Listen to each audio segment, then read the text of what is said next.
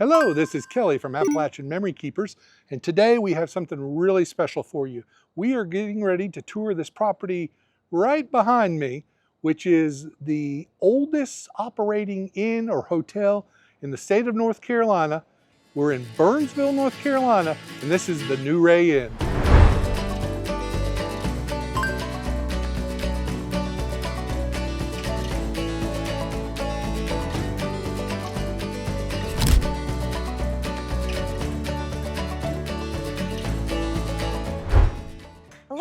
Hey Amanda, how are you doing? Good, how are you doing, Kelly? I'm doing very well, thank you. Welcome to the NuWray Hotel. Thank you so much. It's a real pleasure to be here. Thank you. I think as I mentioned in our previous conversation, it's been over 30 years since I was last in here, and yeah, I understand that you have done a ton of changes, updates. We have. We've just undergone a 3-year full restoration of this building. Wow. And you're actually not the only person that comes in and says that. We have a lot of people that come and say, we were here 30, 40, 50 years ago. And spent our honeymoon here, and now we're coming back. Exactly. So am I correct? Is this the oldest continually operating inn or hotel in the state of North Carolina? That's exactly right. And we actually suspect it's the oldest continuously operating restaurant as well, because it's been a hotel and restaurant since the very beginning. Wow, since the 1830s, right? Yep, exactly. And who originally started it or built it? So the first known owner of the building was named Bacchus Smith. He was one of the frontiersmen that settled this area. What a great name, Bacchus. Bacchus Smith. The god of wine. Yep. And so when he owned it, it was just a small 8-room tavern, two floors, one up, one down, 4 bedrooms on each floor. And that was the whole front corner of the hotel on this side. Okay. And then soon after that, he sold it to the first of the Ray family that owned it. They purchased it somewhere in the 1860s. And Garrett Deweese Ray was the first Ray family member to... And that was a prominent local family in Yancey County? Yep, prominent merchant. They were in a lot of different kinds of business, but he bought the hotel and expanded it through this whole side going this way, the east wing here in the 1870s. Very nice. And at that point, it was called the Ray Hotel, R-A-Y, was their last name. And people around town started calling it the Old Ray. And so when it passed down to Garrett's daughter, Julia, the second generation of the Ray family, she had married a man whose name was William Ray with a W, W-R-A-Y. And that's when it changed. That's when it changed to the NuWray. Okay. That's the N-U with the W-R-A-Y. Very well. And that's how it got its current name. Wow. So what are we going to look at first? So it's always good to start here in the main lobby. What a fireplace. Wow. Yep, it's a very memorable lobby, and it has that nice mountain feel. I feel like I'm in a mountain chalet. Exactly. And it's really nice here in the wintertime to be by the fire and warm up. Now, this fireplace was put in the 1930s. This is actually the newest part of this whole building. Really? It looks like the oldest. Exactly. Oh, wow. But the original lobby stopped right at the end of this staircase here. And so in the 1930s, they expanded back this way, put in this stone fireplace, and enclosed this. This used to be an exterior porch, which is why there's exterior windows there. Beyond that is the main dining room. So you can kind of imagine this was an outdoor porch, and then they covered it up to expand this lobby area. Get some extra space. Yes. Wow. But one of the nice features of this lobby is all the ironwork here around the fireplace and this grate. That's an original work by Daniel Boone VI, who was a very prominent blacksmith who grew up here in Burnsville. Now, you know, I have to ask the question. He was. Daniel Boone VI. Yep. Is he related to the original? He was a direct descendant of the Daniel Boone. Wow, the Daniel Boone. Yep. I love it. And so his ironwork is featured in the Capitol as well as other prominent places like Colonial Williamsburg. So he was a nationally known blacksmith, and now his is work this is Daniel Boone's musket here? You know, this It'd make a good story if it doesn't. This gun has been here for forever, as far as we know, but we don't know the story behind it. Really? I think it was probably just a family heirloom of the Rays, and it's been here as long as they can remember. Oh, wow. Yeah. Very cool. So who is the most famous person that ever stayed at the NuWray Inn? Well, that's debatable because there are quite a few famous people that have stayed here, but the one that people most often mention is Elvis. No way. Yes. Elvis stayed here? Yep. And there's... This is not to to be trite, but this is a little bit off the beaten path. How did Elvis ever end up in Burnsville, North Carolina? So the story, it's kind of a legend because there's no like hard evidence that he was here. But if you ask people in town, half of them remember that he was here, and they remember the car out put their hand on the front. Bible and swear that. Yes, and then the other half say, "Oh, that never happened." But supposedly he was here prospecting for land in the late 60s. Okay. And was looking to buy property in this beautiful area and stayed at the NuWray for a night. Wow. And so ever since, I think that was 1967 is the actual year. And ever since then, there's been an Elvis room here at the NuWray, and that is something that we kept. And do you have anything on the menu to a peanut butter and banana sandwich? Not yet, but I'm sure we'll have some homage to Elvis. And I'd be happy to show you that room too, because we kept it in the original, supposedly the original room where he stayed. I can't wait to see it. So we can go that way. Okay. I guess let's go this way first. All right. Another cool thing about this lobby is that this front desk is original from the 1930s, and then this key box is even older than that. It's from the lobby before this expansion happened. So there's some neat elements that are original. So let's come this way. This is the restaurant part of the building. And of course, what we're entering right now is what I mentioned was the oldest part of the building. So this is the 1833 structure from this wall this way and that wall this way. And when we did our restoration, we were uncovering things that people haven't seen for almost 200 years. And so we chose to leave some of those things exposed so that people could see them and enjoy that part of the history of So this had building. they just been covered up and with Yeah, it was just drywall walls that had not been opened since, you know, they were first built. So Wow. for instance, this wall that you're seeing here, all these studs, that's all part of the original 1833 structure. And that's exactly how we discovered it when we took this, opened up this wall for the first time. Now that's when a 2x4 was truly.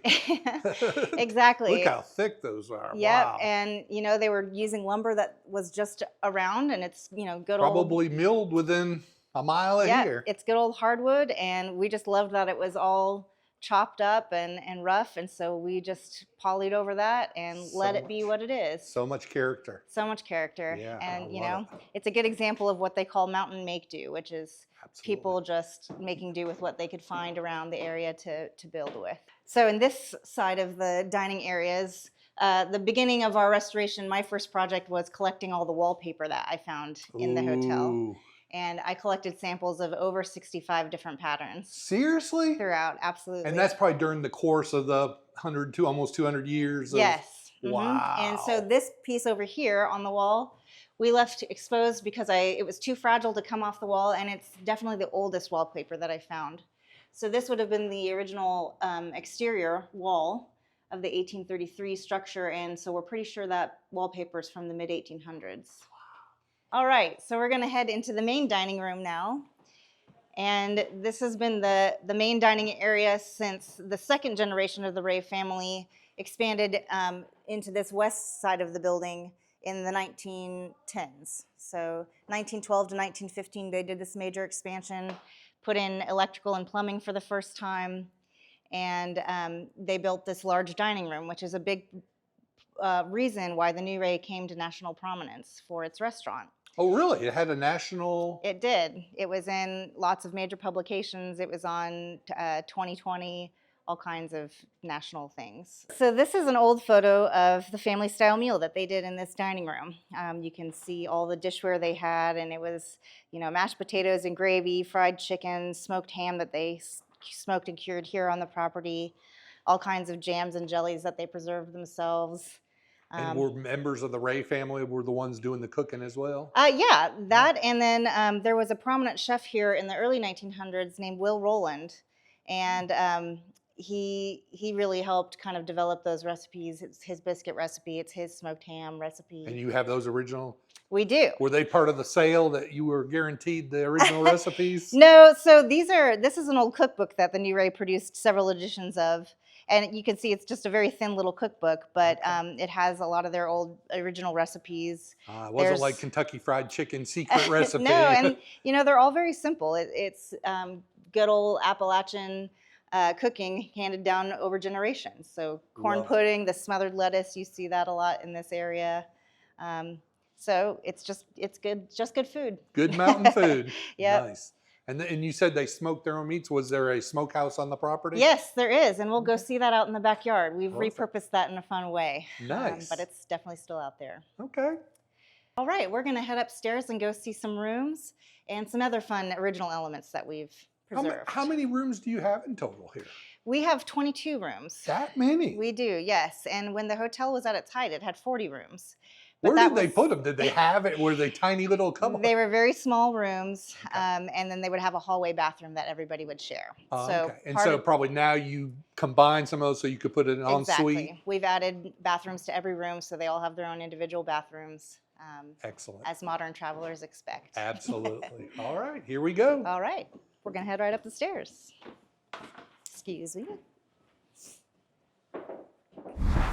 Okay, so this wall is another piece that we left open because it's part of the 1833 structure, and it's very unique because it's all hand-milled lumber, local lumber, which of course it was before lumber mills were mechanized. It actually looks hand-hewn because you can see the axe marks. Absolutely. So no two beams are the same. Do you know what wood that is? Is it oak or? I believe it's oak. Yep, all of it is. There's poplar, there's oak, there's lots of different kinds of hardwoods in the original structure. Nice. But especially this corner I think is really fun because these aren't two pieces that are joined together. That's just one big piece of wood that they carved into the corner of this building. Massive chunk of wood. Yep. All right, and then we're going to go check out the Elvis room. Let's do it. So all the rooms that we put together, we've named after different things to highlight history of this area and the NuWray itself. So of course we had to keep the Elvis room because that's one of its most famous visitors. Now the Elvis room used to be just this back corner, which we'll go in and see, but we've now expanded it and made it into a really nice king suite. Oh, I love it. So now we have the Elvis suite. Now, does Elvis music start playing when you open the door? I don't think so, but it might in your head.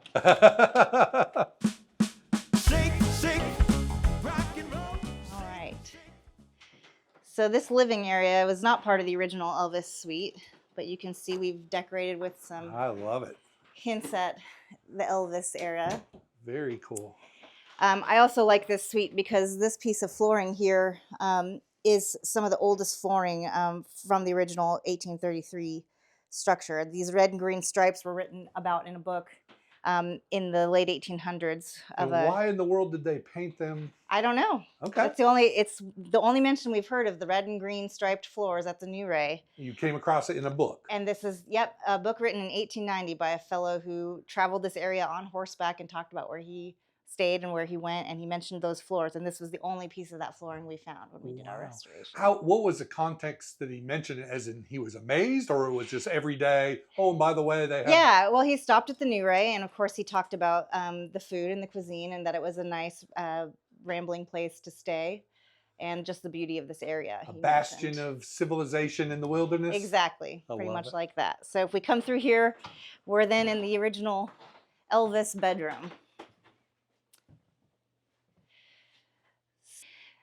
So we put this beadboard ceiling up because when we first took the ceiling down in here, we found an original beadboard ceiling underneath it. So there were certain rooms, especially in the oldest part, that had these beadboard ceilings. And we like the look of it, so we recreated that here. And what, is that a massive piece of slate right there? No, so this is a fireplace, okay, which was totally parged over. It hadn't been a working fireplace. There were some fake mantel pieces on it, which we're working to put back on. But we've opened them up, so now this suite has a double-sided gas fireplace that you can enjoy. Very nice. Yeah. Shake, shake, rock and roll, shake, shake, rock and roll, shake, shake, rock and roll, shake, shake, rock and roll. Everybody on the dance floor, dance to the rock and roll. Now I know a girl sweet as can be. She likes to rock and roll with me. So that was the Elvis suite. What do we have next? All right, we're going to head up to the third floor, which the rooms up there are a little bit unique because it's, all the pent roofs and everything. Okay. And the third floor, when we bought it, hadn't been used for decades. So that was probably the biggest transformation as far as the rooms go. And I see over your shoulder here, the Bacchus suite. Yep. That sounds very decadent, but it's actually named after the Yes, that's original. the first owner of the NuWray in the 1830s. And of course, his room is in the oldest part of the building. Perfect. Yeah. All right, let's go to the third floor. All right. So we're going to go see the writer room, which I named it because there's been several famous authors that have stayed at the NuWray. Who? Tell me one. Mark Twain. No way. Yep. F. Scott Fitzgerald stayed here. F. Scott Fitzgerald was in Nashville at the Grove Park. He's everywhere. Exactly. John Ely, lots of local authors that you know. Thomas Wolfe, of course, stayed here. Wow. So we named a room to feature those writers. Mark Twain is one of my favorites. He's he a great was such one. a character. Oh, I'll point out here while we're in the hallway. Yeah, more These are wallpaper. Yep, these are framed pieces of the wallpapers that I found throughout. So This red, that was bold. Isn't that neat? There's some pretty bold patterns for sure. All right, so we're going to go into the writer room, but first I wanted to point out these ceramic plates on the doors that say the name of the room. Yeah. These were made by a local ceramic artist named Joy Bennett, and she's actually one of the 4th generation of the Ray family members who grew up in this hotel. Oh, wow. And she's a working artist here in town, and so she did all these nameplates for me. And Beautiful. a lot of the lace patterns that she imprinted in here are actually NuWray lace from the old lace curtains. How cool is that? Yeah. Love it. That she grew up with. Into So let's the writer's room. check this one out. Now, are you a writer? Somewhat. I had that thought. I was in book publishing for a while before I got into all of this. Okay. So I love these 3rd floor rooms the most because the angles of the roof are interesting. Of course, if you're a tall guest, it's a little bit discomfiting at first. Discombobulated. Yeah. But they also have these lovely window boxes that you can Ooh. sit in and look out. Now, I swear there should be a cat right there. That looks like the It perfect does seem cat like rest. that, right? You have a hotel cat? Not yet. Not yet. I think you need one. And then all these dormer windows we've left open so you can see the roof line, and these are all original timbers above us here. Oh, so this is Mm-hmm. some of the original structure here in the wood. Mm-hmm. And what do we have in here? The bathroom? Mm-hmm. Oh, This is one of the larger bathrooms. oh, it is very large. And another great cat seat. Ooh, another beautiful shower. So back down to the 2nd floor. Yes. All right, we're coming back down to the 2nd floor, and we're going to go into the blue room, which is the 2nd floor lobby. Okay. Oh, wow. Look at all the great natural light. Yes, it's a beautiful room. This room was used by the Ray family for all of their family celebrations. They had weddings here, they had funerals, and they always called it the blue room because it had a blue floral wallpaper, which we've got a little piece of preserved around the corner here, which I'll show you.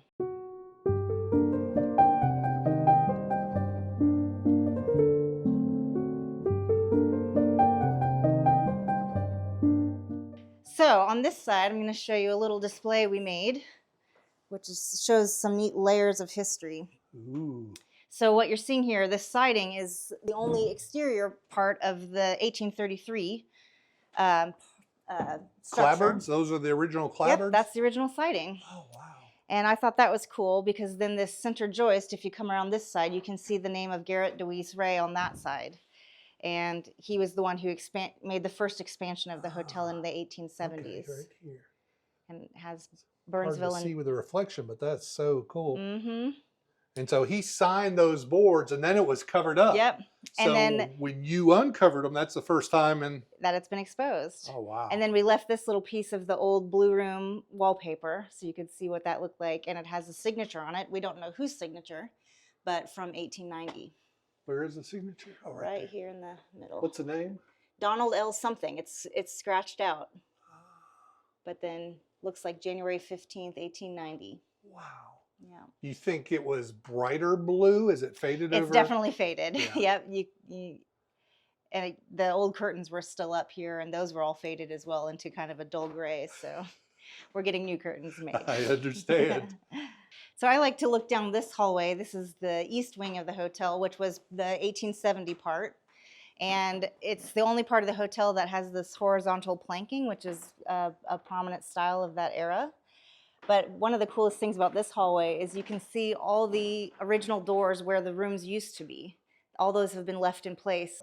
So this first door on the left used to be an entrance into a bedroom, but now it's just a dead door. It goes It's a nowhere. dummy door.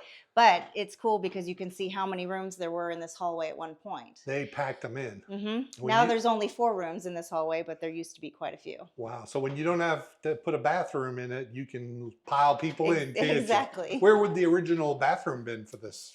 Probably here in the center. Most of the hallways had a center bathroom. And those weren't original to 1833, were they? Were they put in at some No, later that would have time? been the 'Cause they probably had 1915. an outhouse and chamber pots. Exactly. 1915 is when they put in the plumbing for the first time. 1950. So about 75 years. Somebody had to come dump the. And it was quite a mishmash of electrical and plumbing. And so in this restoration, we've done all new electrical, all new plumbing. We put in a fire suppression system for the first time and HVAC. So each room has individually controlled thermostats for the first time. I can't even imagine the expense of having to update all that. It's Did you have to been- bring in any special engineers or? Well, so the structural part was pretty much the whole first year for us because we weren't expecting to have to do restructuring. We knew there'd be some problems, but we didn't expect the extent it Gotcha. was. And so What sort of things did you face? Did you run into?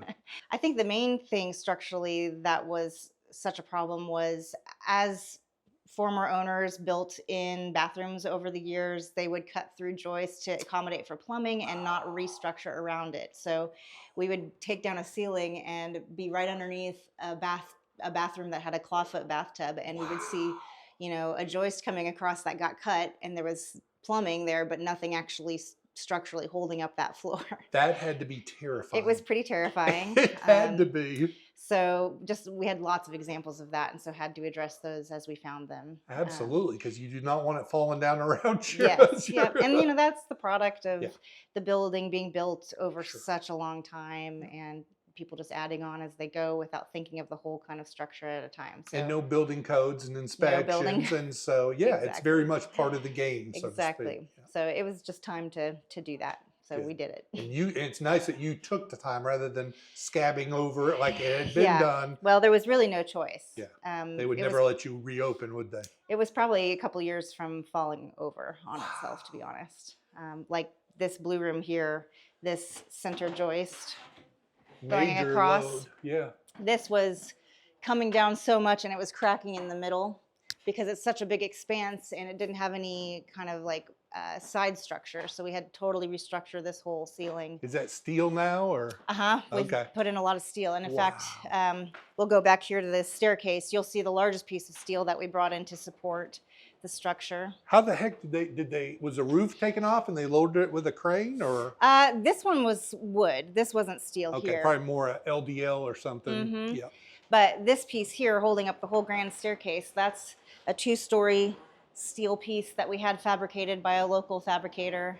And took about 10 guys the day they brought that in to bring it in from the front and hoist it up here to hold up this entire grand staircase, which didn't have any support.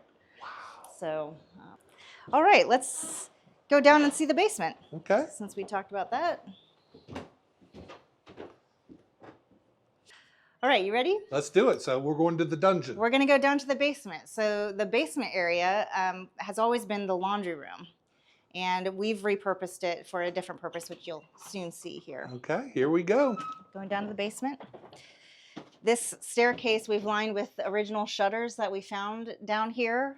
Oh, wow. Pretty much all the material that you'll see coming down here is original pieces that we've repurposed. So we're descending down to the basement. And the first thing you see here on the right is these are all the original electrical panels that were still in use when we bought the building 3 years ago. So you can see all the old knob and tube Edison bulbs that get screwed into those panels. And what year do you think those were put in? Probably, 30s? well, it 40s? was probably upgraded over the time, but yeah, early 1900s. Wow. If I can get this open.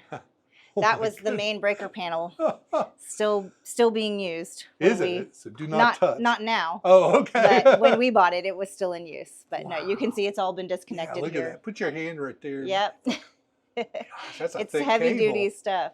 Wow.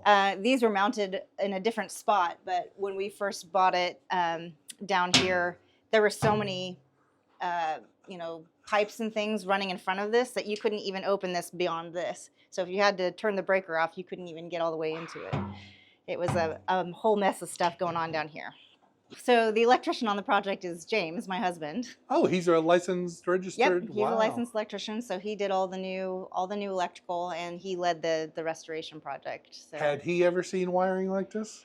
He had. We've done older houses, but not quite such a mishmash like we found here. You know. Oh, this looks like a bar. Yes, so we're making this into a little basement speakeasy bar. I love it. We're getting very close, but one of our coolest discoveries when we first bought it was this piece behind the bar, down in this basement, which was full of old broken furniture, and it was where they did all their laundry. But hiding behind all that was this piece, which is the original laundry machine from the late 1800s. And it's a really cool piece. We've cleaned it up a little bit, but it was still in fairly good condition. Is there any names on it? Do you know where it was manufactured? Yep, it's this Western, what does it say on this side here? Western Laundry Machinery Company out of Kansas City. Out of Kansas City? Kansas That's City, wild. yep. Okay, I see it back there, a tag on it too. It says Western.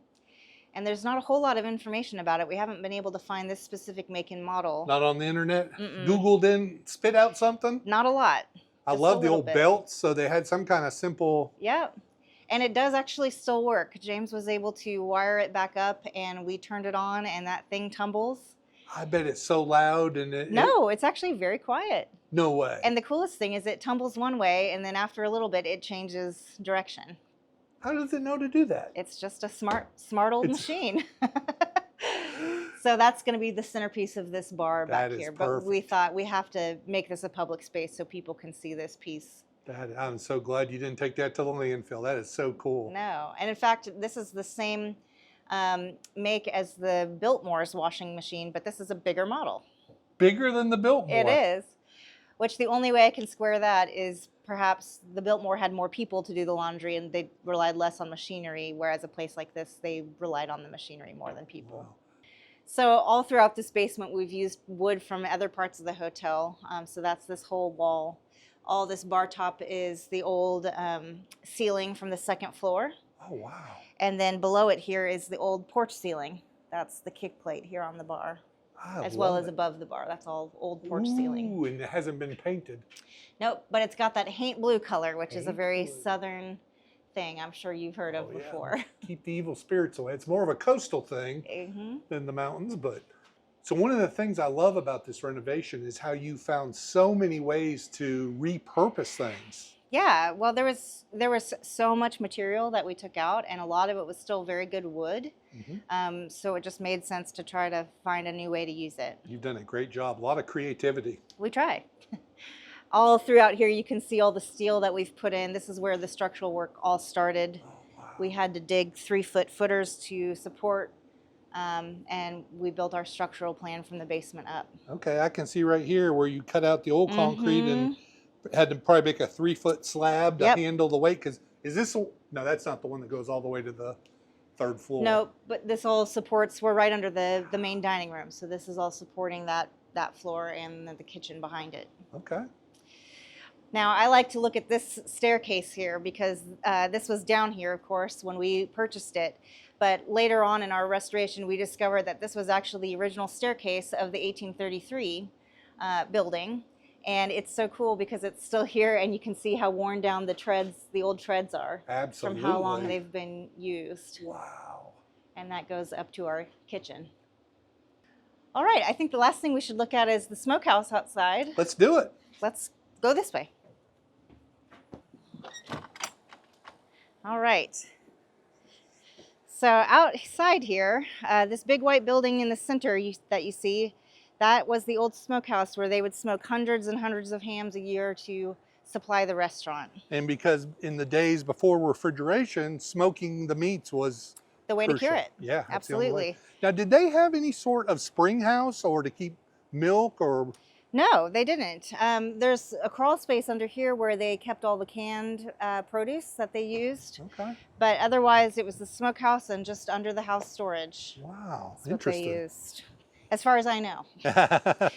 Well, there's no creek on the property, so No. that's how they would have used for a spring house. This used to be a working well, but it hasn't worked for quite some time since the town put their water in. But at one point, the hotel had its own well. So we named this bar Roland's after the gentleman in this picture. His name is Will Roland, and he was the chef at the NuWray for about 40 years in the early 1900s. And he helped make the NuWray famous for its restaurant with his smoked ham recipe. That's him working on the hams in that picture. Now, was he originally from this area? Yep, he and his family were here. He had 5 sons, and they all worked here at the NuWray, serving, and they were busboys, and there's still quite a few Rolands in the area.